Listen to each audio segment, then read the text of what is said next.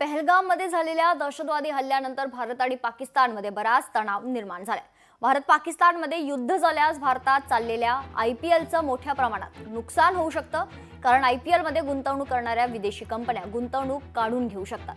त्यामुळे IPLचं मोठ्या प्रमाणात नुकसान होण्याची शक्यता आहे। या IPL मध्ये खेळणाऱ्या परदेशी खेळाडूंची संख्या अधिक आहे। जे युद्ध झालंच तर या खेळाडूंना IPL सोडून जावं लागेल। त्यामुळे IPLचं मोठ्या प्रमाणात नुकसान होण्याची शक्यता वर्तवली जाते। क्रिकेट बंद होणं नाही होणं ते मी काय बोलू शकत नाही, कारण शेवटी कसं आहे, युद्ध झालं की सगळ्याच गोष्टी बंद होणार आहेत।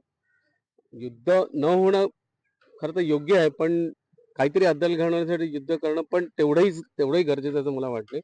आता ते डिसिजन ते वरच्या लेव्हलला आहे, मी काय बोलू शकत नाही त्या गोष्टीसाठी। पण ज्या गोष्टीमुळे हे होतंय ती गोष्ट जी झाली ती चुकीची गोष्ट झाली असंच मी म्हणेन। माझ्या घरी एक मुस्लिम मुलगा राहत होता 5 वर्ष। मी त्यावेळेस विचार केला ना की हिंदू आहे आणि मुस्लिम आहेत। माझ्या घरी तो नमाज पण पढायचा। आतिफ पत्तरवालेचा मुलगा माझ्याकडे राहिला 5 वर्ष, बोईसरचा मुलगा होता। त्यावेळेस मी असा विचार केला ना की हा मुसलमान आहे की ह्याच्यासाठी आपण काय करायचं नाही। मी फक्त क्रिकेट बघितलं आणि क्रिकेट आपल्या देशासाठी तो पुढे जाऊन खेळेल ह्या गोष्टीचा मी विचार केलाय। त्याच्या पण ते त्या लोकांनी जे केलंय ते फार चुकीचं केलंय। अशा पर्यटकांच्या स्थळी जाऊन जर जीवावर उठणार असेल आणि पाकिस्तान त्यांना सपोर्ट करणार असेल तर सगळ्या बाजूनी त्यांची नाकेबंदी झाली पाहिजे। ती नाकेबंदी करत असताना आपल्या देशाचं नक्की नुकसान आहे आर्थिक, पण आपल्या देशाच्या आर्थिक नुकसानाचा सगळा देश एकवटलेला आहे। सगळा देश आज केंद्र सरकारच्या पाठीशी उभा आहे।